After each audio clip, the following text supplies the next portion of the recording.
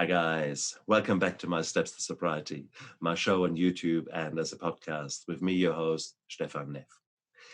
Today is another great day for an interview. I've got Chelsea Palermo with me. Chelsea is a woman who is using writing as a form of healing and teaches others to bring out the best in them by dealing with some of the things that were running in their mind, in those levels of the brain where people don't typically use words, that deep darkness of the reptilian brain where everything washes over you in a sea of emotions, and which run 80% of our lives. So by using writing, Chelsea has developed a system where she can help people out there to actually come out of this morass of weird emotions, actually start putting things into words, and suddenly therefore be able to address one thing after the other. So Chelsea, thank you so much for coming onto my show. Welcome. Thank you. Thank you for having me. I'm happy to be here with you. Oh, Chelsea, your writing career started a little while ago, didn't it? When did you start writing? Yes, I began writing when I was 9 years old. I was gifted yes. It's beautiful. So you were one of these people who were naturally drawn to writing, and what kind of writing did you do? So I was gifted a journal for Christmas, and thus began my adventure of journaling in the lofty age and grade of 9 and fourth grade. I've been writing quite a bit, and I've actually got sort of to-do lists / journals / diary / things, and sort of they I mean was spending quite a bit on a bookshelf there. It's actually quite amazing, and part of me dreads to go back to the early years, sort of 6 years ago or so, when I was sort of fresh in recovery. My goodness, there would have been interesting things written in there. Yeah. But I mean, when you were 9, you probably wrote different things, and you probably were not thinking about addressing demons of the past. Maybe you were addressing demons. Maybe you were writing Stephen King. Are you? Have you written in genres as well? Have you written in genres? Have you been? Is there a particular writing that came naturally to you, like a romance writer, poetry, or these kind of things? Yeah, so I spent a good bulk, 5 years or so in the space of journal writing, right? So just having a space to go to, and I can still just call right up that first moment I sat with the pencil. It was a pencil. I was in fourth grade. I don't think we used pens yet. To the page and the sound of the graphite. So I remember that kind of quiet space that was just my own, where everything was peaceful, which really didn't happen a lot in my home. So it was this very sacred space for me, which I can still access to this day and have a lot of reverence for. So I started with that, and I will tell you that through 4th, 5th, 6th, 7th, 8th grade, that's what I was doing. And I would actually get on my bike, and there was a trail near my house, and I would put my journal in a little bag and ride along the trees and the line trail, find a spot, hop off, write for 20 minutes journaling, could breathe better, get back on my bike, and go back into my home. So this is what I was doing for years once I got permission to ride my bike off the street, right? So I carried this with me. But actually, it was 8th grade was the first time language shifted to poetry. And it was actually a poem we were asked to write for graduation. So it was and I recall this too, sitting outside my steps, writing the most cliche poem you could ever come across, right? For an 8th grader, about this transition to high school and uncharted seas. But even that image of I was sitting there with the moon and writing, is very poetic and cliche. But that was that was it. And it was this wonderful cryptic language, right? I had also had, for me, for a lot of my writing life, I found writers to be very mysterious and didn't realize I was one of them. I thought they were wizards. Yeah. And I had a book of poems also gifted to me maybe in 7th grade for Christmas of, I think it's like the Treasury of American Poems, but it was almost like more sacred to me, if I don't know if anybody, than let's say the Bible, because it was on my bookshelf, but every time I took it off the shelf and opened it, it was this mystery to me. And I thought, who are these magical people? So it was kind of like a quiet, sacred thing. But then poetry entered. And I kept with that for many years in high school. So in high school was a time where, at least for me, things got a little more intense, right? As life progresses, the more living you live, things progress and get a bit more challenging, right? So, and that was a different kind of energy, the poetry, than journaling. So you'll find with genres, to answer your question, if you move in between them, they all are a different container. They all function in a different way. And if you're able to move through them and permit yourself, you can use that as a way to access different things that you're trying to heal or confront in your life. So poems were much more pinpointed. They were very emotionally compact, and it was a way to get that out. And there were a lot of metaphor, right? So our brains capture our trauma in metaphor, and you can pull that out of your body onto the page. So poems happened for a long time. I was also trying to write songs. I wanted to be a musician, not a poet. And well, that didn't happen. So I was trying to write songs, and it was just poem after poem. And I'm like, what's with the poems? And then I shifted to nonfiction, your creative nonfiction essay, which is really writing your life, the truth of your life, using the elements of creative writing, but your truth telling. That actually shifted for me in college. My mother was in the hospital and had a massive heart attack. I was in a creative nonfiction class, and I wrote through it. So I have historically written through everything in my life.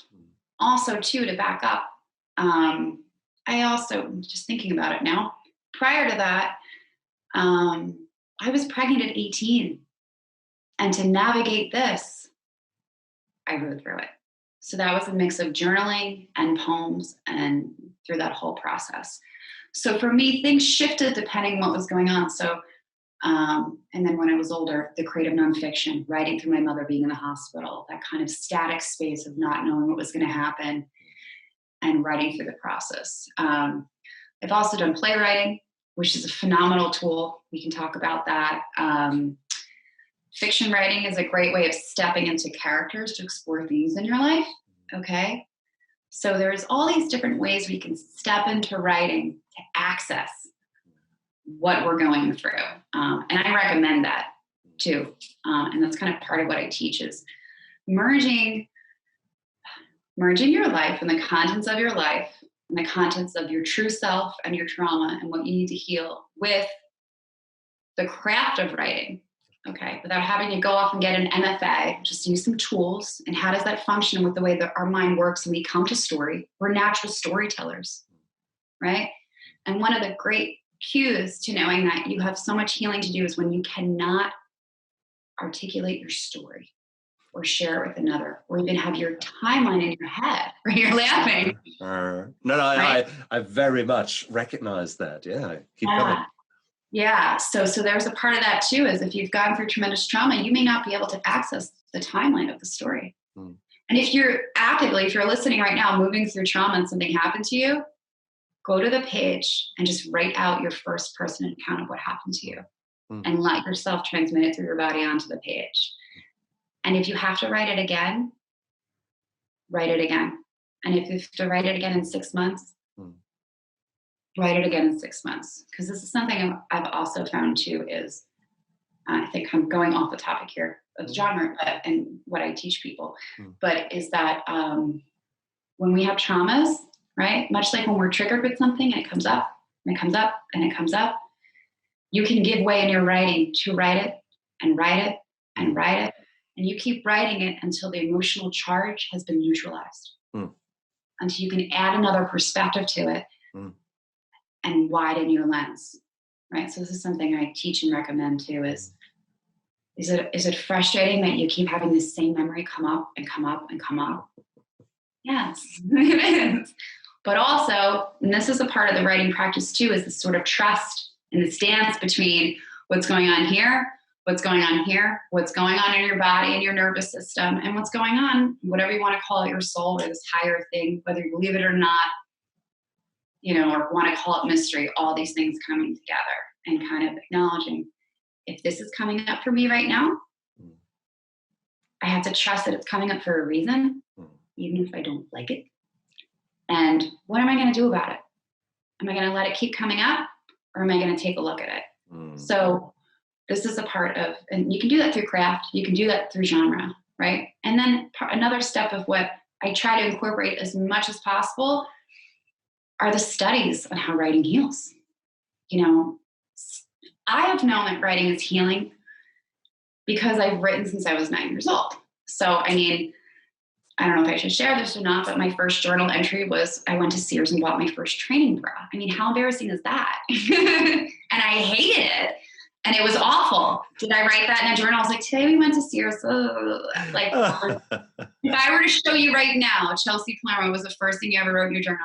Excellent. So embarrassed. No, not embarrassed. That was all in your mind. That was what you were dealing with. It was a big thing for you then. So it's not embarrassing at all. No, that's fine. Right. I remember when I had my first bra. It is a big step for a man, for anyone. It was, though. You're in this space, and it actually is like your first step, and I guess whatever you want to call it. I don't know, you're too far into it, but it's a little for me, it was jarring. It's like, why are we doing this? This is awful. I want no part. So, did my journal entry say that? No, because I was in 4th grade and I was writing.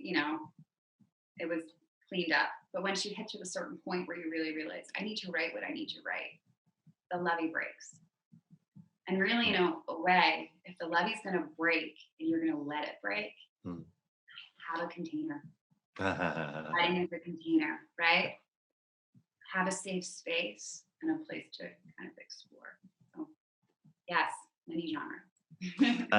and that's so important. And I guess that's the point. There is so many different forms of writing, from the therapeutic kind of writing, when you truly take time out and actually look at a problem or take inventory. So in rehabilitation, if you go through the 12 steps of AA, then step 4 is basically doing a deep and thorough inventory of your life. And that's where you write down huge amounts of lists and things. Because funnily enough, typically a lot of stuff has happened in your life. A lot of little things have happened that, however, had a huge impact. It might be as simple as someone having had a sideways look at you, and a derogatory kind of quick look, but it really, you saw it and it hurt you deep down because you thought you can trust that person, etc. So whilst that was a look, you would think of crying out loud, yet it had such an impact. But it could be equally something really big, which equally has an impact. Whatever it is, you want to write it down and actually be able to deal with it. And we never do that. We never take time out nowadays. We don't do an inventory. We don't do the meditation. We don't. Many of us just live, and it's just rolling with the punches every single day.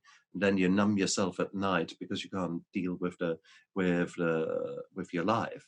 And the moment you start writing things down, suddenly you're actually focusing on something, and you give yourself permission to step back and focus on yourself. Something, again, that many of us need to relearn. We were the perfect little selfish beings when we were little children. Then we became a bit more service orientated, sort of in middle school, and then we became teenagers. And then again, now talk about selfish. And then thereafter, we lose that self-focus, and we suddenly become everything to everyone. Everyone else comes first, and then we are completely burned out, and 20 years have gone, and you think, who am I? Because you never actually step back. So all that is happening in our lives, and by starting to write, suddenly you're actually giving yourself permission to come off the rat race, come off the hamster wheel, and actually just stand aside and say, where are we? And I guess my question with the genres, the typical things, I mean, there's horror writing and romance and the factual writing, all these kind of things. Each of them can serve a very as a powerful tool. If you, I mean, for a while ago, I wrote my first historic novel for Kaiser and Reich, and in there, I've got a young man who is just wanting to be part of this movement of German nationalism and becoming a soldier in 1914. It was all pretty, and then he ended up in the trenches, and it wasn't so pretty. So, but it was by me putting myself into him, I also put myself also back into me being around about 18, 19, 20. My hopes, my visions, how life threw me around, things like that. So you actually, by writing fiction, you can very much deal with the topics that were actually meaningful to you.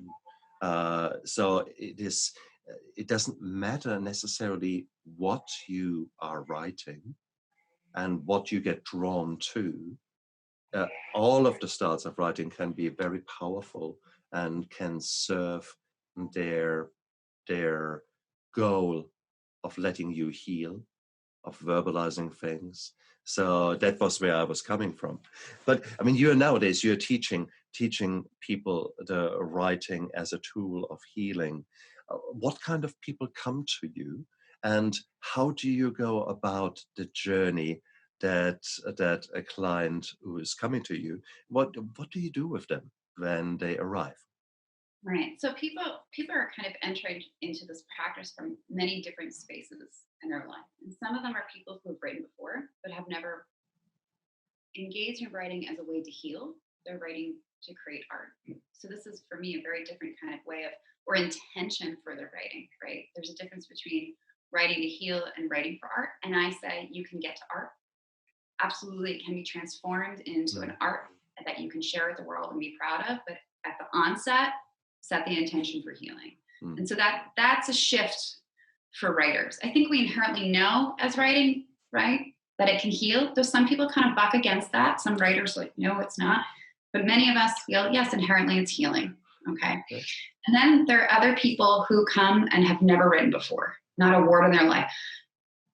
People who are afraid of writing, right? Because we're taught to be afraid of writing, right? We have all these academic ideas of what it should be or if it's good, all this panic around it. And I always say, no, none of that. Clear it out. This is not about writing well. This is about writing wellness. So all belongs here, right? Nice. And if you want to be, learn the craft and really hone it, I could teach you that too, right? That's fine. But right now, we're going to start exactly where you are. So one of the biggest steps is getting people to not be afraid of writing anymore, right? And I think we know too, if I put this on the page, I have to step into what's mine. So that can be a frightening thing. Or we're told not to tell stories. We're told not to share this information with people. So a lot of people that come to me have a lot of fear around speaking or writing what their truths may be. So I eradicate that. And what I find too is when I'm working with people, they may think that it's one thing, right? Kind of like what you're saying, might have a lot of small things that we think are insignificant. The people I'm working with, you may think it's this one thing. And then as we uncover the writing, we find it's not one thing. It's multiple traumas. We, as what you were just saying, how we carry on with our lives, right? And as we get older, our responsibilities get wider and larger, and we don't pause to take time for ourselves. And we get to that space of saying, well, what is this? What is our lives? What have happened here?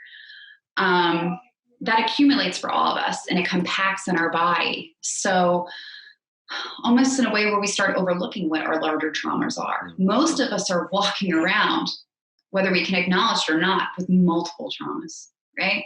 And if you're, and I want to say, this needs to be acknowledged. I don't think we talk about this enough, how we're moving through trauma. And most of us don't know how to move through trauma. And if we're not addressing and dealing with our trauma and acknowledging it in a conscious way, it will come for us in one way or another. It's a terrible thing to say. It will find us. And I tell people this too, the body wants to move towards healing, and it will move towards healing in any way possible. And if something's coming up, it's coming up for a reason, whether it's depression, right? Whether it's anxiety, whether it's a heart attack, whether it's rage, right? Whether it's any numerous things, if somatic experiences. This is our trauma in our body trying to say, please look at me. Let's address this. And the longer we go not addressing it, the harder, not harder to write, but the more important it is for us to sit down and kind of flush these channels through our body. So I work with people with various ranges of traumas and experiences. Most recently, I'm just going to turn this off, I'm sorry. Most recently, I taught at a retreat, and it was a treat for people who have found out that their parents are not their parents, or at least one parent is not their parent. And many of them found out through Ancestry.com. And there's a huge, this is a huge trauma that's not spoken about, and it's a growing phenomenon that's happening, is that more people do DNA testing, more people are going out there to try to look into their ancestry. And bloody hell, there is the surprises that you find are virtually in every family tree. There are some things in there that no one ever spoke about. And then suddenly there it is in black and white. Yep. And no doubt this will get far more common out there with the fact that DNA assessments and checks are so much more prevalent. You can go to Ancestry, MyHeritage, all these kind of places where with a simple bit of spit, suddenly you dig up family secrets that were hidden for a long time. In my own family, there was always the rumor that my grandmother had an affair with an English soldier. Of course, it was an officer. So you get this kind of officer and gentleman thing in your head, and I always thought, what a rubbish. Because in 1944, when that affair would have happened in Mannheim, in Germany, there were no English officers. They didn't get there until much later. So I thought, nah, that's heap of baloney. Fast forward a few years ago, my wife gave me a DNA test for her birthday, and I did it, and I came back as 30% Great Britain. And there is nothing Great Britain about me. I'm German through and through, I thought. And here you go. Surprise!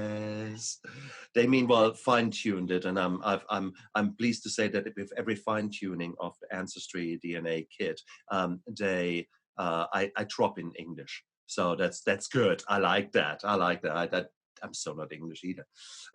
But here you go. There was suddenly this thing there. Now, for me, this was more intrigue and, oh my goodness, was he a downed airman? And was my grandmother actually a war hero by smuggling downed airmen or other refugees out of Germany? Because that was probably one of the few possibilities that mixing of DNA could have actually occurred. So cool stuff. But of course, the way you have described it, to the trauma of suddenly finding out that your mum is not your mum, your dad is not your dad. Wow, right. I can see that. So right. you were invited to come onto that workshop. And did you teach, I assume you taught the writing there as part of the healing? Sure, yes. So, and part of that too, just to speak towards your experience, right, is, how do we integrate this new information, right? And what is the truth and what is the myth making? What are the myths we've been told versus what is true? And then really renegotiating identity, right? Which, whether you have this specific trauma or not, I think often we fail to negotiate our identity. Who are we? So these are ways in which we can put pen to page. But yeah, we did, a workshop there, multi-part workshop, which is a terrific poem. I'll just give you the title of. So sometimes I just start with a poem, right? Specific poems, right, to bring things up. So there's a poem by Audrey and Rich called Diving into the Wreck. It's a phenomenal poem. If you want me to Google it and read it to you, I will. Do you want to hear it? No, I'll find it. Diving the Wreck. Well, that sounds very much like dealing into my past. So exactly. So this title alone, right? I could say to you, here's your prompt. Diving into the wreck. And for each of us, when I say that to you, even without hearing the poem or having it in front of you, right? If I were to say to you, I want you to write on diving into the wreck, your wreck. And something would come up for you, right? And if we were in a room together with 10 other people, 10 different things would come up for each of us. And so it's kind of, we're ready for it when we're asked. Does that make sense? Our subconscious knows what we need to process. So when I present something to someone, stuff just automatically comes up. And that's what you need to do, is sit and say, okay, let me put this on the page and see what happens. And it's a very emotional experience, right? When you do this, right? Even the simple question of what is the story you have to tell, right? So a lot of this, I sometimes feel like there is such simplicity in what I'm doing. I'm really just facilitating to get you to do it, right? I mean, there are things that are more complicated, right? Where I'm bringing different techniques in, but I'm just here to say to you, just to give you the right words to begin, to give you the right lens to look at, and just kind of guide you and sit with you as we're moving through this. And then when you write and present me what you write, what's happening for me the more I teach this is this uncanny thing where you could write this and then you could read it to me, and then I could just know where you're not saying what you need to say. What you're just describing there is exactly what a psychologist does, exactly what a life coach does, a counselor, people who are training themselves or have been trained to help others. And that's exactly the techniques. But you're a catalyst. You're basically you know which button to press to bring out what needs to be brought out into the daylight. When we are in trauma, or when we're in turmoil, when we're in stress and in distress, we don't know. It's all such a fog of war, you don't know what's going on. And by you actually asking the right questions or giving the name of the poem in this case, the moment you said it, diving into the wreck, I immediately bing, bing, bing, bing, bing. My brain came out with things. And it was amazing to see how such a simple 4-word sentence can actually trigger things like that. And that's where this powerful use of words comes in. It's a wonderful, wonderful, wonderful journey that you allow people to do. And there's this magic too, just kind of like an homage to poetry and poets, without geeking out too much, is, we have to understand that this poet came to this poem and writing it through this process, right? This is her putting her experience of living onto the page, all the things that are within her. And now we have this kind of transfer, right? It's like poetry is the gift that keeps on giving, right? Like here's through her taking this act of writing and putting onto the page this experience through language and images and metaphor and emotion.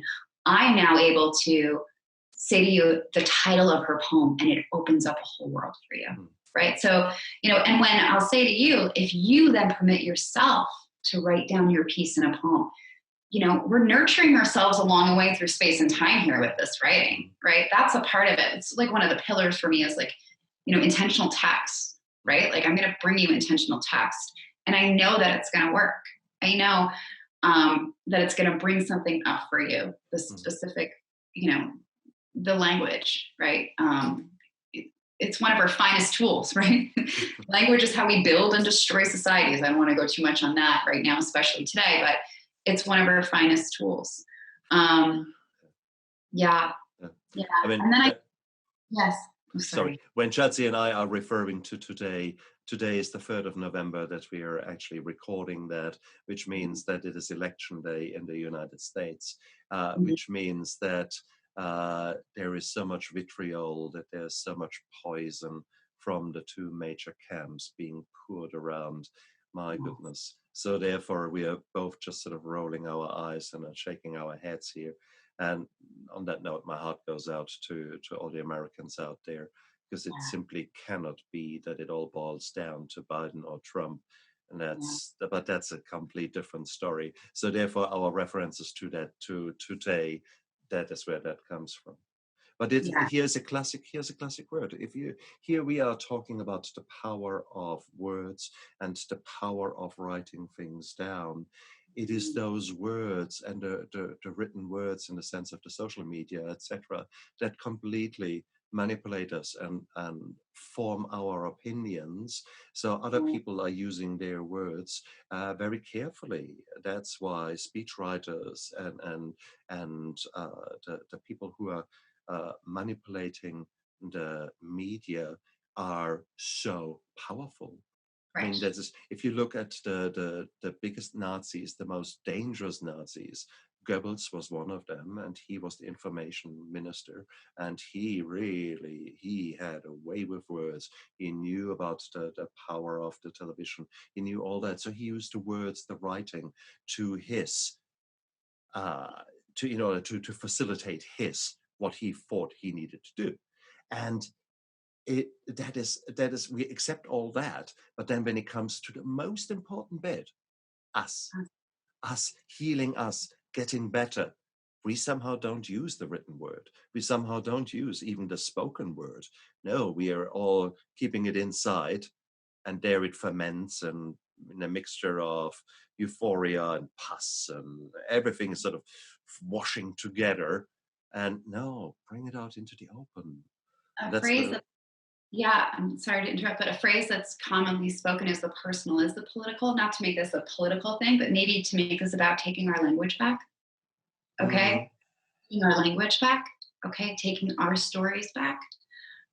So, as an individual in the world, I may not realize through my writing that it's political, right? I'm just, a woman living in New Jersey, in America, in this space and time, right? Who am I? But as I write of my experience, right? As I write of my traumas, what it is to be me, it's inherently political, right? So writing your story is giving life and light to what your truth is. And truth is something that I think we all really need right now. And we may not be able to find it out there right now.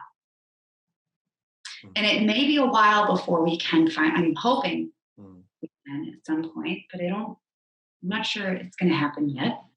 And that's all I'm saying. Well, we can't find it out there because it's too confusing. It's too conflicting. We're kind of trained to be against each other. Okay. And until we can unhinge that, or for many of us, it's people don't feel safe being in the world right now. Okay. For so many reasons, right? So where can we find safety? Where can we find our voice? Where can we get clear in who we are, what our stories are, what we need, and our own language? So part of this too, there's so many parts to this, right? Like what is writing to heal? For me, I always knew inherently the power of language. And I was good with words. So even at a young age, I have to admit that words came easily for me. And then I know that for some people, they don't come easily, right? My husband is not a words guy. Okay, so when we come to communication, we are coming from very different spaces, right? So he's an image person, right? So, but at a young age for me, I realized, I have to be very careful with my words because it can be a tool or it can be a weapon because it's like this for me, right? And that's really something to kind of reckon with and acknowledge, like what are we doing for others with our words, right? And then when we look into the world, become aware of the fact of what is language doing to us? What are we hearing? What's in our culture? What's being spoken? What are we accepting, right? And you'll find that the phrases that you're hearing out there become a part of your language. It'll just come out of your mouth, right? You're like, oh, but it's something I heard out here. So take your language back. And as far as Ready to Heal too, so we have our storytelling, right? With reclaiming our myth, all the different tools to address and look at the things we have to, but also minding the ways in which we speak to ourselves, right? So I have a whole series on self-care through writing, right? When you think about, if I were to say to you, or any of you, but you're here, so I say it to you, right? You know, is there one thing that you say to yourself? Maybe you don't anymore, but if I were to say, what's the one negative thing you say about yourself to yourself? Oh, where to start? Exactly. These voices are very strong in all of us, and you're an imposter. Who do you think you are to run a YouTube show? Who do you think you are? You little stump up. Okay, that's one voice. Yeah, that was like a whole paragraph. That was a whole litany you just did, right? Okay, so, but thank you for admitting and being open about that, right? So we all have these things, right? And we just cycle them over and over and over again. And so something that I learned early on, because I'm so fascinated with language, you know, I had these ideas at a young age that like different words must hold different weight in us, right? And there's studies where some of that's coming true, right? Where you look at directing different language and frequencies, right? So if we think about it this way, I went to some expo years ago, and there was a guy speaking, and this really changed things for me too. Oh, you know, you learn so many things that just keep refining you, right? So this was pivotal. There was a guy talking, and honestly, it was a spiritual expo, and I just kind of thought some of it was weird, and now I'm realizing the more I do this, it's such a part of everything I do, right? That kind of knowing and energy and all the things. And the more I teach, the more I'm like, well, I can't really hide this anymore, right? Okay, like it's the same thing. So I'm kind of even here being a little open about it. I was trying to separate the two. There's no way it can be done. However, so I was walking around this wellness spiritual expo, not knowing what half the stuff was, but there's a talk being given. So I sit in this room, and this man says, and I like to give credit to everybody where I learned things from, even though I don't know his name, to let you know this is not mine, but it's transformed my life, and I use it as one of the tools. Very simple. All this stuff is simple. Is that, to quote him, when you say a negative thing about yourself, you have 3 minutes to neutralize it and get rid of it with something positive before it takes on matter. And I was in my early 20s, and that really blew my mind. Matter? Okay, my phone is matter. These flowers are matter. It's a physical thing on the world. How is that possible? And at that moment I thought, do I need to look this up, or can I just believe this? Can I just go with this? Because it felt true, right? So you have 3 minutes to neutralize it. Maybe he didn't say neutralize, but to negate it with the positive other before it takes on matter. And I sat there thinking, oh my God, how many negative things have I said about myself? And they weren't even mine. We can go into that in a minute. They weren't mine. Okay, release the things that are not yours. You do not need to carry them anymore. It's not helping you. It's not serving you. Let it go. And if I were to tell you mine, you'd have to bleep it out because it's not a good word. But I thought to myself, how many times have I said this phrase to myself? Just one, over and over and over again when things weren't going well, or whatever, right? And I just kind of visualized the weight that it put on me, the matter on my body, right? So a lot of these physiological things, you know, where you feel, how do I even say this? The metaphors in which we speak about our body and the way we feel is really how we're carrying our emotion, right? It's absolutely the same thing. I can tell you from experience, and that is something we need to tap into, right? So thinking of the physical weight on your shoulders, you're carrying a physical weight on your shoulders. It's an emotional weight. How can we tap into that through language? If just the simple act of saying the thing and then saying the opposite other neutralizes it once. But if you think, how many times have you said that little paragraph you said to yourself? That's exactly. You idiot. You donkey. You and actually like you. I need to be a little bit more. That was the PG version, okay, that I gave you now. Typically, Yeah. I'm a bit stronger and more Yeah. negative about myself because I'm the biggest critic of myself. Everything I do is, oh my God. And I'm really, really good in playing the best of Stefan 3 o'clock in the morning, where I remember absolutely everything I've ever done wrong in the last 30, 40 years. And it all comes back. So it is beautiful to do. And my brain is very good in that. But you actually, if that is the way your brain wants to behave, you need to learn how to use the words and actually negate that. And that is the powerful thing to do. I am happy and grateful that, start the morning with that. I'm happy and grateful. And then for a minute, you say what you're actually happy and grateful for. And even if you can't think of anything, you think about something and suddenly you think, actually, I'm happy and grateful that today I am in a warm place, that I know that there's food waiting for me. There is no rocket coming down on me. There is no terrorist attack. And God forbid, I do not live in the United States. So I'm happy and grateful that there are so many things are actually speaking in my favor.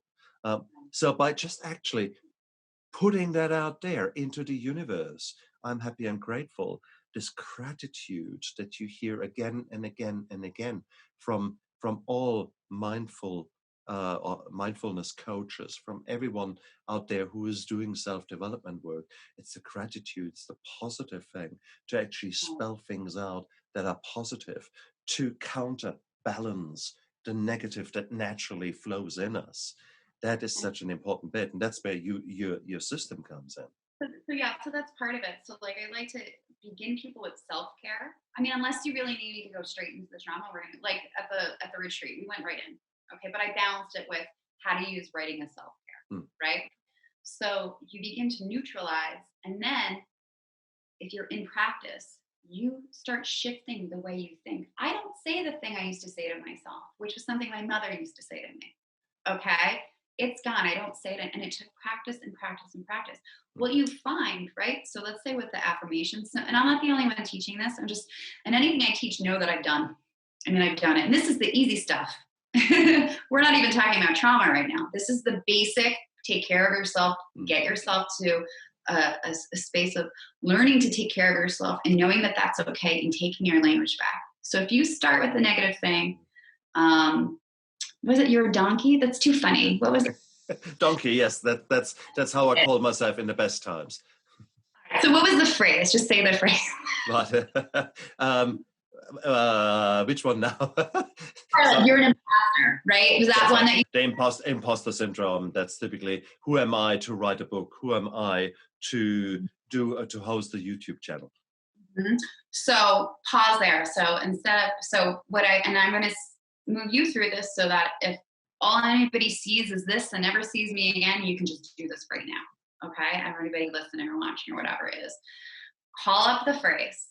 Okay, I'm going to tell you and then we're going to walk through it. So call up the phrase, which is, first get still in your body. Okay? And just become aware of how your body feels right now. Just tune in, like you can just do a little scan. Okay.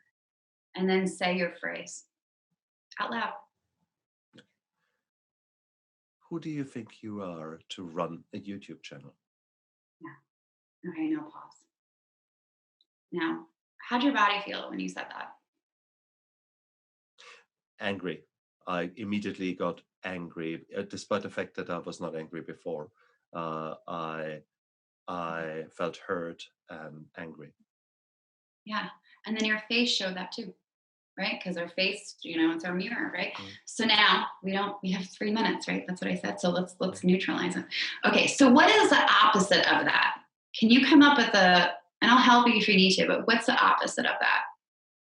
To neutralize it.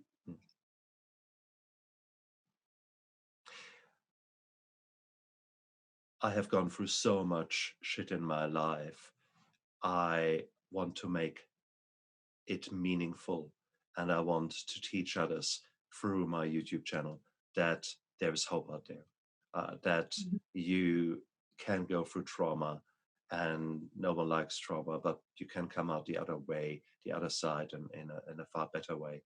And that's what my channel is all about, to give hope and to be a beacon of light for others out there.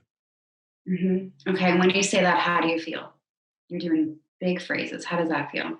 Positive, and there's actually with every word I was saying, is like I wanted to raise myself a bit up there. Yeah. Okay, that's exactly it. So, one, when we're saying the negative, if we become aware of our body, when we're saying the negative thing, we'll find there's what I call a downing effect. Everything starts going like all the cells in our body start dragging and going downward, right? Okay. And we can feel it, our face, our body, right? And then when we say the opposite, and what you did was you kept going, you kept building it up, right? Because what you said before was really packed, by the way. There's a lot behind that, is what I'm going to say. So, which is fine. So now when you started saying, so for that, what I'm going to say is, I feel like it was good that you built a lot of supportive language for your neutralizing positive statement, right? Do you see it? Your first sentence, your negative thing was like this. And when I was like, okay, the opposite other positive, you built and built and built and built the language to start neutralizing it and then getting rid of that. Does that make sense? Perfect. So when we say, and you just did this, right? And you just confirmed it. When you say the positive thing, it starts from the bottom up. It starts lifting all our energy, our spirit, our cells, right? We have to remember our bodies in this. And it starts lifting and lifting ourselves up. Okay. So what I'd say is we have a lot of work to do because we're not taught this. Exactly right. You're so right. That's one thing. That's one thing that you say to yourself. And then how many times have you said it? How much neutralizing and shifting, right? In my mind, it's like, how many times have I said this without cursing? Mine is, you are a beep up. Got it? You figured it out, right? Okay. That's what I would be told. Any number of things I'm doing. You're such a beep up. It's kind of, I'm not trying to be funny, but it sounds funnier, like the donkey phrase. So, that was said to me, and then I claimed it as my own. It wasn't mine, and I kept saying it. So for me, and just like you, right? Where do these things come from? Okay, we can start getting rid of them. And then I thought, well, how many times do I have to neutralize this? This is one time. How many times have I said this? I have to just keep shifting the language, giving myself permission, forgiving myself, giving myself compassion, and getting it out of here. What you can do is, this is simple stuff. I'm just like, this is simple stuff. You could start with that, right? And every time you say, if you just did this one thing, if you took one phrase, that phrase, or anyone listening, you become aware of it, you neutralize it, you make it the positive thing. And every time you say this to yourself, you neutralize and get rid of it. You're doing tremendous work for yourself. Absolutely. That's it. You just keep doing it. Now, if you want to have a fun time with this, right? And I teach this in one of my upcoming programs, but and it's more in depth and extensive and clearing negative belief, big program. But the simple way would be the basic affirmation practice. But what I found is if you wake up crappy, I can say crappy, right? Yeah.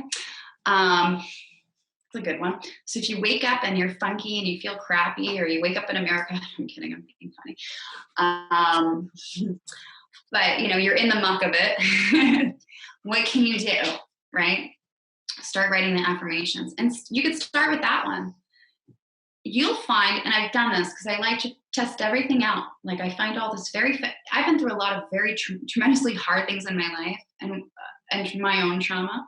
And there's always this part of me that's so fast, it's horrible, but there's a part of me that's so fascinated by what I'm learning. So I'm like, let's try this. Let's see what happens.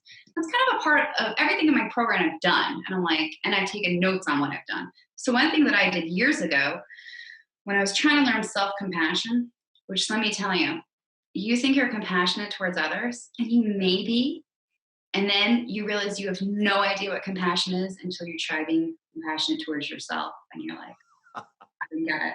I didn't get it at all. I didn't know what it meant. That was just a theory. So put it into practice. So I started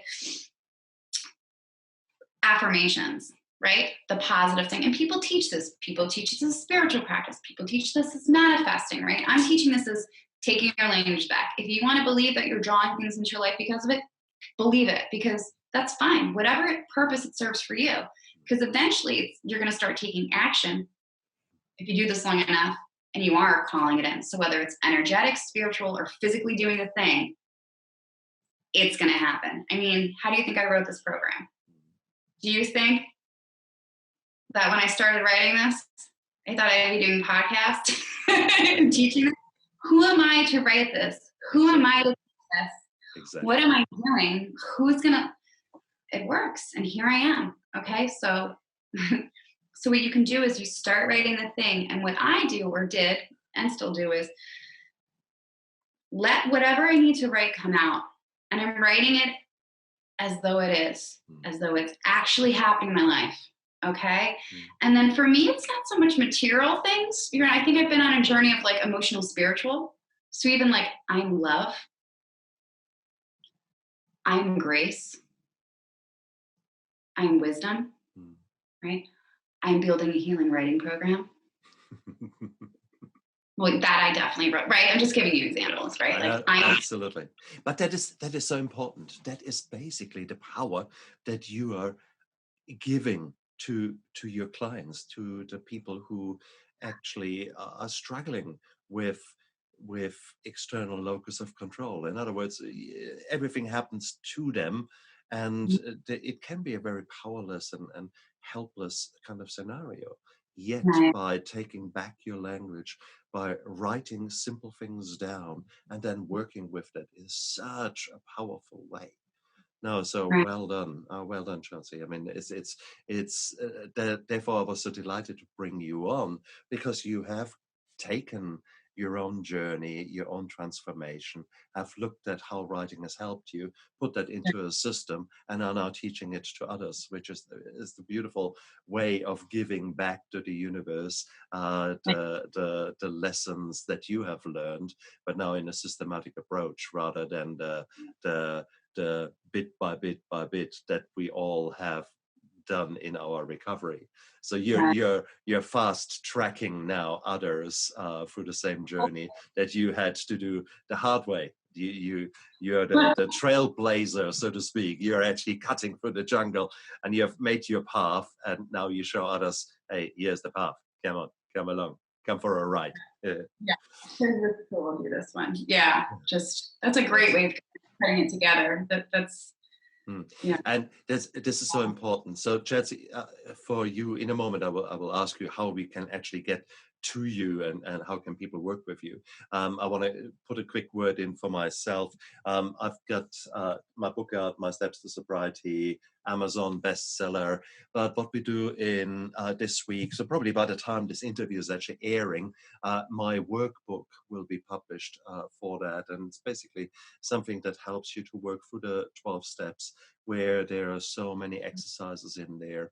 And many of them are very revealing, and these are exercises that either I have done myself in rehab or in my recovery, or later on as part of the research for my books have come across where I thought, that's really an eye-opener, so to speak. And so my book is coming out this week, so look out for the workbook that accompanies My Steps to Sobriety. But coming back to you, Chelsea, you have got your own system out there. Tell us, how can we get hold of you? What can viewers and listeners do to say, I want to work with Chelsea? How do they go about that? Oh, yes. Well, first of all, congratulations on your workbook and book. That's tremendous. Cool. Thank you. I feel like I understand your ethos and process, because yes, for me, it was, this is the thing I'm doing. Let me take the notes. This is interesting. This is working. Let me bring it to somebody else, cutting through that kind of red tape of saying, let me just show you, because I've been there, I've done that, I've moved through it. So I honor your process because I understand it. I get it. Exactly. Yeah. Now, so how do people get hold of you? I'm so sorry. Yeah. So well, I'm going to speak towards future here, because I guess this is going on for posterity. Is I do have a website, which is www.therightjourney.com. workshop.com. And when you go there, you see different things and kind of rebuilding it. So what you'll see is that you can work with me one-on-one, which I can do, right? We can set that up immediately if you want to talk about where your focus is and what you want to work on. We can create something organically, or we can go through the programs together. So I have a program called The Right to Self, and I have another one called The Metaphor of Trauma, depending on where you want to start. So that can be done immediately. I'm also in the works of, shifting this to the virtual world is where I'm at, right? Because I was teaching in the world and it shut down. So now I'm learning this space. So in the works of a larger program, which is tentatively called the Rewrite Your Self-Talk Prescription, which takes many of these things and puts them into a larger, bigger program and teaches you why and gives you the neuroscience and lets you know what's happening in your body. I like to know what's happening in my body. I'm so aware of it that I, like to do the science part of it. Yeah. So that'll be coming up. So you can connect with me on that. Nice. And then I'm kind of giving you the behind the scenes of what's in the works right now. Beautiful. Yeah. So it's come to pass. Like for me, the Right Journey is an apt name because it really is my own journey of being like, how are we doing this? What are we doing? How's this evolving? So it seems to come to pass that I'm creating a membership program. Nice. Right. So you could do self-paced learning if you're maybe don't want to work with me, which is fine, but you have all the different prompts and courses that you can do. And then there's a Facebook group, which is very humble right now. Very humble. Which I think I'm gonna, I'm learning all the things. So I think I'll be doing, they suggest a Facebook Live every week. So somewhere in the near future, I'll go in there and kind of talk about you're laughing, right?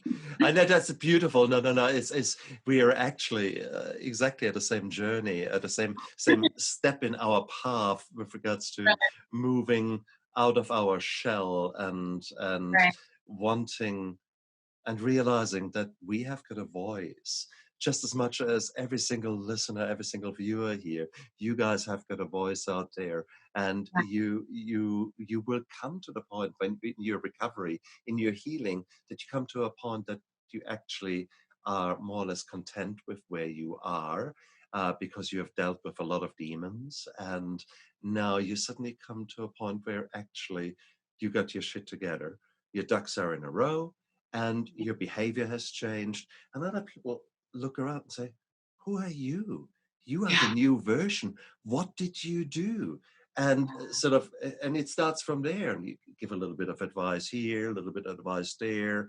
Then suddenly you think you might write a book, actually. And then you think, you might actually go onto virtual here, and why not actually be a guest on a podcast? And then you think, well, actually, why not hold a podcast? Then actually, that's how it goes. That's ongoing recovery, and that's the same place where Chelsea and I are, and we are just a little bit ahead of you guys. The sheer fact that you're listening to us today means that you're ready to change, that you're ready to take this life and turn it around in such a way that it makes sense to you, that there is meaning to you, regardless what has occurred to you, regardless about the decisions that you made or not made in the past and you're regretting it. You're coming to terms with all that. Past is past, and right now is right now. And why not harness the power of words and using writing as one technique of self-development, of learning how to love yourself? And that's what today is all about. So Chelsea, thank you so much for coming onto my show, because your movement that you want to create and your little bubble that you're stretching out and offer others to come in, that's a very exciting and beautiful thing, and it just shows you can achieve so much. And don't let no be the answer, and don't let anything be the answer that someone else tells you. Please, unless there's someone else says, you can do it, come on, girl, then listen. But the kind of, what, you want to write a book? That kind of rubbish? Forget it. That's a negative thing. So now find ways, find reasons why you want to write this book. What could it be for you?